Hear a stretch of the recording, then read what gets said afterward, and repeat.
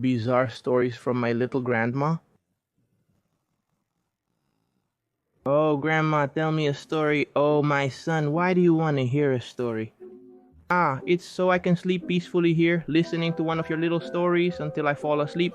Oh, my son, the stories I have are not for sleeping, they are for staying awake. Stories to stay awake?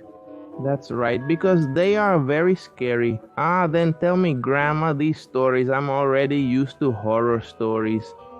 But my stories are not fantasy, they really happened to me.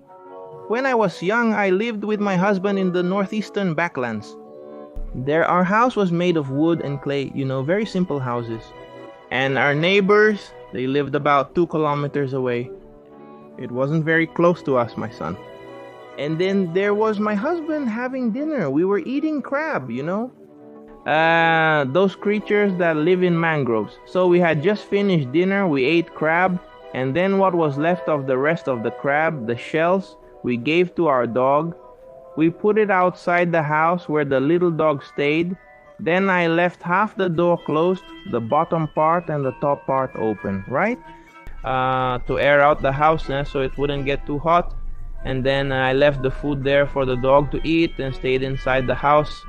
Then it was me and my husband inside the house, lying down, relaxed. Suddenly we start to hear the dog barking. The dog kept barking, and that noise of crab shells being eaten. Then I thought, if the dog is barking, how is he eating at the same time? Then I went to look. I said to my husband, hey man, look at what's happening to me. When we looked, my son, there was a man all covered in hair, crouched down like an animal, eating the food like that. Then I looked at his face. He looked at my face. I screamed and I said to the dog, get him, get him. Then the dog went running after that creature. That hairy man ran off like that, all weird, running, kind of crouched, and he disappeared into the woods. The dog went but couldn't catch anything. Then he came back, right, my dog.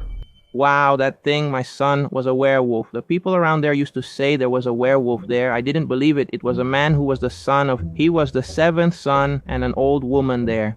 Then this old man would be walking around the streets there, strange.